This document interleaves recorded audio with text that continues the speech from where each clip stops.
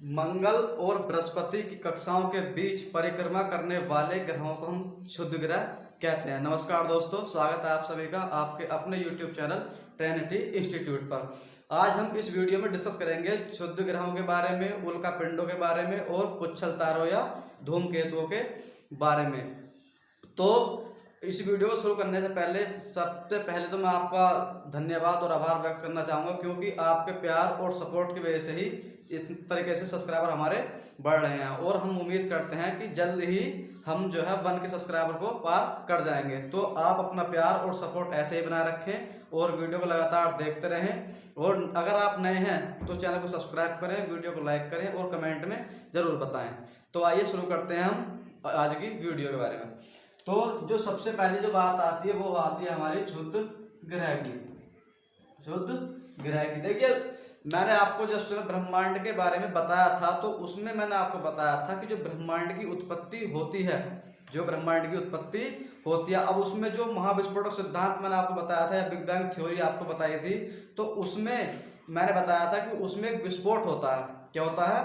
विस्फोट होता है। तो उस विस्फोट के होने के कारण ये कोई चीज है जो 0 पॉइंट पर है, इसमें विस्फोट होगा तो इसके विस्फोट होने के बाद इसके अंदर के जो पदार्थ हैं वो चारों दिशाओं में फैलेंगे, यानी कि चारों तरफ फैलेंगे। ठीक है, तो उसमें से कुछ तारे बनते हैं, कुछ ग्रह बनते हैं, कुछ उपग्रह बनते हैं, कुछ क्षुद्र ग्रह बनते हैं, कुछ उल्कापिंड बनते हैं। तो आज हम बात करने वाले हैं क्षुद्र ग्रहों के बारे में। सबसे पहली बात तो यह है कि क्षुद्र ग्रह कहते किसे हैं। ठीक है, तो मंगल और बृहस्पति की कक्षाओं के बीच क्या बताया है, जैसा आप मानिए मंगल है और ये क्या है, बृहस्पति है, इनकी अपनी अलग अलग कक्षाएं हैं। ठीक है, अब इनकी कक्षाओं के बीच जो परिक्रमा करते हैं ये वाले जो होते हैं छोटे छोटे, इनकी कक्षाओं के बीच जो परिक्रमा करते हैं उनको हम कहते हैं क्षुद्र ग्रह। ठीक है, मंगल और बृहस्पति की कक्षाओं के बीच परिक्रमा करने वालों को हम क्षुद्र ग्रह कहते हैं। ठीक है, इनका क्या होता है, देखिए जो क्षुद्र ग्रह होते हैं ये कभी कभी अपनी परिक्रमा करते समय अपनी कक्षा से भटक जाते हैं। क्या करते हैं, जैसे इनकी ये क्षुद्र ग्रह है, कोई मान लो आप ये है, इसकी एक कक्षा है, तो कभी कभी क्या होता है ये परिक्रमा करते समय अपनी कक्षा से भटक जाते हैं और यही क्या करते हैं, ये या तो किसी ग्रह से टकराते हैं या किसी की ग्रह की परिक्रमा यानी कि कक्षा में पहुंच जाते हैं। ठीक है, आज से अगर मैं बात करूं 65 मिलियन वर्ष पूर्व की, तब की 65 मिलियन वर्ष पूर्व की, वर्ष पूर्व। ठीक है, 65 मिलियन वर्ष पूर्व एक क्षुद्र ग्रह जो था वो पृथ्वी से हमारा टकराया था। ठीक है, ये क्या है, पृथ्वी है और ये क्या मानते हैं हम, क्षुद्र ग्रह जो परिक्रमा अपनी कक्षा में कर रहा है।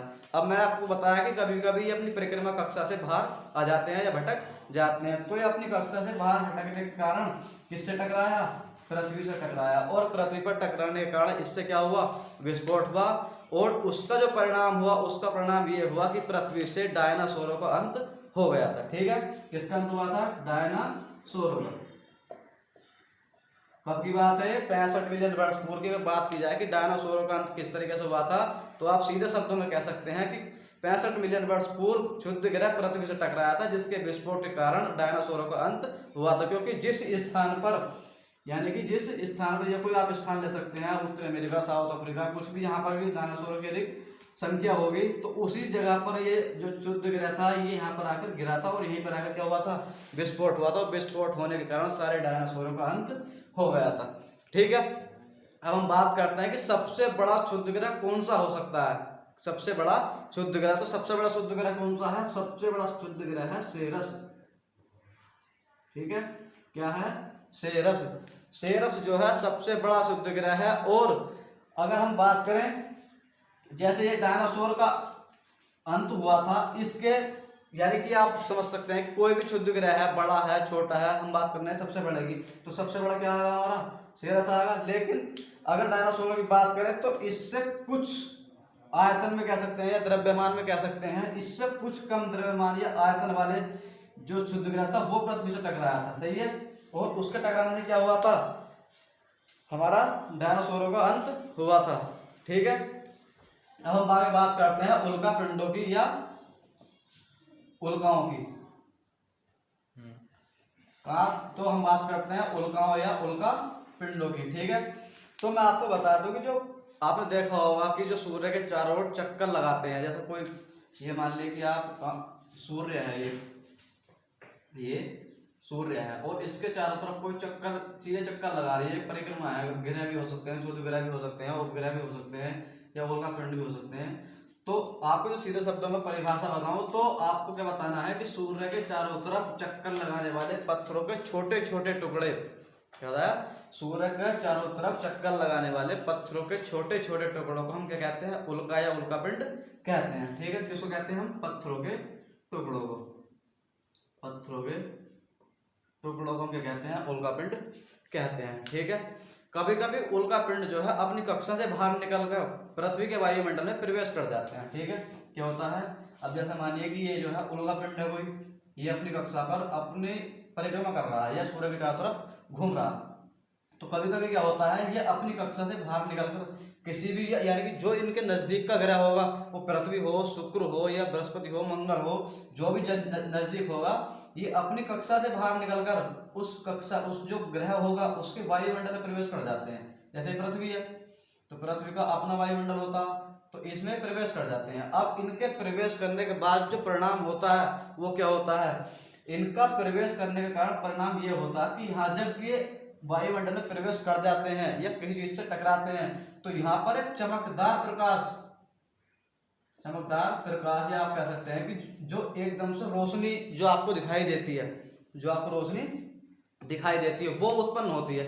ठीक है, और घर्षण के फलस्वरूप यानी अब वायुमंडल में किसी न किसी से घर्षण होगा, किसी गैस से हो या किसी वस्तु से हो या किसी पदार्थ से हो, तो जब घर्षण उत्पन्न होता है तो जैसे चमक उत्पन्न होती है, तो इस चमक उत्पन्न होती है, ये कोई क्षुद्र ग्रह है इस वायुमंडल में गया और किसी भी चीज से इसको टकराया गया, किसी चीज से टकरा गया, तो ऐसा होगा, अगर किसी भारी चीज से टकराया जाएगा तो नुकसान इसको होगा, या किसी हल्की चीज से टकराया जाएगा तो नुकसान हल्की चीज को होगा। मान लीजिए कि आप किसी भी भारी चीज से टकराया गया, तो उसके बाद क्या होता है, ये जो है टूट जाता है। ठीक है, और टूट कर ये अंतरिक्ष में तैरने लगता है, और जिसको ही हम क्या कहते हैं, टूटता हुआ तारा कहा जाता है। ठीक है, इतनी बात समझ में आई कि यदि किसी भारी पिंड से या किसी भी चीज से अगर इसका घर्षण होगा या किसी चीज से टकराया जाएगा, तो उसके बाद क्या होगा, ये टूट जाएगा, ये बिखर जाएगा, तो बिखरने के बाद इसका क्या होगा, ये जो है अंतरिक्ष में तैरने लगेगा, ये अंतरिक्ष में तैरने लगेगा। आपने कभी कभी शाम के समय में या रात के समय में देखा होगा कोई तारा बहुत अधिक गति से किसी तरह की दिशा की तरफ जा रहा है, तो उसका क्या कारण होता है, उसका यही कारण होता है कि वो है पृथ्वी के वायुमंडल में टकराकर किसी न किसी चीज से घर्षण हो जाता है, उसका टकरा जाता है, उसके बाद वह टूट जाता है, और टूटने के बाद उसका क्या होता है, वह सिर्फ अंतरिक्ष में तैरने लगता है, और इसको हम क्या कहते हैं, टूटता हुआ तारा कहा जाता है। ठीक है, अब बात करते हैं आगे। यदि अभी मैंने बताया था कि यदि भारी चीज से टकराएगा तो नुकसान क्षुद्र ग्रह का होगा या उसका उल्का पिंड का होगा, सॉरी, अगर किसी हल्की चीज से टकराएगा तो नुकसान हल्की चीज का होगा। तो यदि अगर यहाँ पर घर्षण कम रह जाता है, यहाँ पर ये दो ग्रह हैं या पृथ्वी का वायुमंडल है, यहाँ पर एक किसी चीज से टकराया और इन दोनों का यदि घर्षण कम रह गया, यानी कि कम टकराए या हल्की गति से टकराव हुआ, ठीक है, तो जैसे मान लीजिए उल्का पिंड है और यहाँ से किसी चीज से टकराया, तो टकराने के बाद क्या होता है, वो चीज जब घर्षण होता है तो कोई घिसती चली जाती है और मान लो कि यहाँ तक ये चीज घिस गई है। ठीक है, यहाँ तक इसका हिस्सा घिस गया है और ये हिस्सा बचा बिना घिसा हुआ, जो घिसने से बच गया, यही पृथ्वी पर मलबे के रूप में गिरता है। कहाँ पर गिरता है, पृथ्वी पर मलबे के रूप में गिरता है। ठीक है, और जहां पर ये इकट्ठा हो जाता है उसको हम क्या कहते हैं, उल्का पिंड कहते हैं। क्या कहते हैं, उल्का पिंड कहते हैं। ठीक है, यानी कि अगर किसी चीज से अगर ये टकराता है और यदि घर्षण कम रह जाता है तो उस बचे हुए भाग को जो घर्षण से बच जाता है वह पृथ्वी पर मलबे के रूप में गिरता है, और जहां पर वह गिरता है उसको हम क्या कहते हैं, उल्का पिंड कहते हैं। तो उल्का पिंडों के बारे में आपको मैंने बता दिया। अब बात करते हैं हम पुच्छल तारे या धूमकेतु की। ठीक है, अब सबसे पहली बात तो यह है कि पुच्छल तारे या धूमकेतु होते क्या हैं। जो पुच्छल तारे होते हैं ये एक ठंडी यानी कि हिम शीतल कह सकते हैं उसको, या किसी चीज को, जैसा ये है कोई चीज, यहाँ पर कोई ठंडी चीज है, ठीक है, तो इसके जो ठंडे हुए बादल हुए, गैस मान सकते हैं, ठीक है, गैस के बने हुए बादलों से होती है, गैस के जो बने हुए चीजें होती हैं, ये हुआ, ये ठंडी चीजें हैं, और इसको हम क्या करते हैं, जैसे ये बनी तो इसको क्या करेंगे, जो धातुएं होती हैं हमारी, जो चट्टानी धातुएं होती हैं, सॉरी चट्टानी धातुएं होती हैं, वे इनको बांधे रखती हैं। ठीक है, कोई वातावरण है, अंतरिक्ष है, ब्रह्मांड है, किसी चीज में ठंडी हवा के या गैस के गोले बनते हैं, तो उनको जो चट्टानी धातुएं होती है वो उनको बांधे रखती हैं किसी चीज से। ठीक है, उसके बाद जब सूर्य के नजदीक आ जाते हैं ये, ठीक है, जब ये सूर्य के नजदीक आ जाते हैं तो अब ये सूर्य है और ये क्या है, बर्फ के बने हुए कुछ चीजें हैं, गोले हैं, या आप मान सकते हैं कि गैस के बने हुए गुब्बारे मान सकते हैं, पिंड मान सकते हैं इस तरीके से। अभी बंधे हुए हैं किसी चीज से, मान लो कोई एक चीज यहाँ पर है, ये इनको बांधे हुए है। ठीक है, तो जब ये सूर्य के पास जाएंगे तो सूर्य में हाइड्रोजन की अधिकता है जिसकी वजह से वह गर्म है। ठीक है, जब ये सूर्य के नजदीक जाएंगे तो सूर्य के नजदीक जाने के बाद क्या होगा, इनका पिघलना शुरू हो जाएगा, यानी कि पिघलने शुरू हो जाएंगे। और जैसे ही पिघलने शुरू हो जाएंगे तो इनकी विशेषता एक यह होती है कि जैसे ही पिघलने शुरू हो जाते हैं, जैसे कोई चीज है, ये कोई वस्तु है या ये इसका फेस है, ठीक है, ये इसका फेस है, तो जैसे ये चीज पिघलने शुरू हो जाती है तो इनकी जो पूंछ होती है वो सूर्य से दूर होती हुई दिखाई देती है, मतलब सही है, सूर्य से दूर होती हुई दिखाई देती है। अब सीधी सी बात है, यहाँ पर कोई वस्तु है, कोई चीज है, इसका फेस यहाँ, ठीक है, तो जब यहाँ से पिघलनी शुरू होगी तो पिघलती और उसकी गति भी होगी, कुछ किसी गति से घूम भी रहा होगा, तो वह जो है सूर्य से दूर होता हुआ दिखाई देगा। ठीक है, और हमेशा एक बात ध्यान रखना, जो धूमकेतु या पुच्छल तारे होते हैं वे हमेशा, या उनकी पूंछें जो होती हैं वो हमेशा सूर्य से बहुत दूर, यानी कि दूर को जाती हुई दिखाई देती हैं।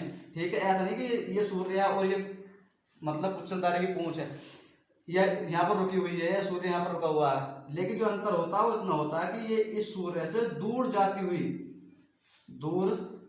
हुई दिखाई देती है, प्रतीत होती हैं। ठीक है, और हम बात करें कि ये परिक्रमा जो करते हैं, परिक्रमा कैसे करते हैं, ये परिक्रमा करते हैं अपनी लंबी और दीर्घ वृत्ताकार कक्षाओं में। ठीक है, दीर्घ वृत्ताकार कक्षाओं में, लंबी और दीर्घ वृत्ताकार कक्षाओं में, ये इनकी परिक्रमा कक्ष होती है। जिस कक्षा में ये सूर्य की परिक्रमा करते हैं, जब जिस स्पीड से, जिस गति से अपनी गति पर, अपनी धुरी पर घूमते हैं। ठीक है, अब हम बात करें कि सबसे जो विख्यात जो पुच्छल तारा है वो क्या है, हमारा हेली पुच्छल तारा। क्या है, हेली पुच्छल तारा है, जिसका सभी लोग जानते हैं, जिसका सभी किताबों में वर्णन मिलता है, जो सबसे प्रसिद्ध है, जो सबसे फेमस है, क्या है वो, हेली पुच्छल तारा है। और इसका जो आवर्त काल है, मतलब जो इसका लौटने का वर्ष है वो कितना है, 76 वर्ष है, यानी कि 76 वर्ष में सिर्फ यह एक बार दिखाई देता है, जो इसकी अपनी विशेषता है। ठीक है, ये लास्ट टाइम हमको कब दिखाई दिया था, ये लास्ट टाइम दिखाई दिया था हमको 1986 में, यानी कि 1986 में ये हमें लास्ट टाइम दिखाई दिया था। अगर हम बात करें भविष्य में, तो भविष्य में कब दिखाई देगा, तो भविष्य में हम इसके 76 जोड़ दें कितना बैठेगा, 2062। ठीक है, लास्ट टाइम हमने इसको 1986 में देखा था, और अगर हम भविष्य की बात करें तो भविष्य में दिखाई देगा हमको 2062 ईस्वी में, यानी कि 2062 ईस्वी में हमको हेली पुच्छल तारा फिर से देखने को मिलेगा। ठीक है, तो आज की हमने वीडियो में बात की थी शुद्ध ग्रहों के बारे में, धूमकेतु, पुच्छल तारों के बारे में, और उल्का या उल्का पिंडों के बारे में। सही है, और आज की वीडियो से जितने भी इंपॉर्टेंट क्वेश्चन बन सकते थे, जितनी गहराई तक क्वेश्चन बन सकते थे, वे सारे हमने इस वीडियो में डिस्कस कर लिए हैं। और मुझे उम्मीद है कि अगर आप ये वीडियो बिना स्किप किए हुए देखेंगे तो आपको इस वीडियो से बहुत ही ज्ञान की प्राप्ति होगी। और आपसे मैं सिर्फ यही कहना चाहूँगा कि इस तरीके से हमारे साथ बने रहें, प्यार और सपोर्ट बनाए रखें। अगर आप नए हैं तो चैनल को सब्सक्राइब करें, वीडियो को लाइक करें, और कमेंट में करके बताएं कि कैसा लगा। धन्यवाद, नमस्कार।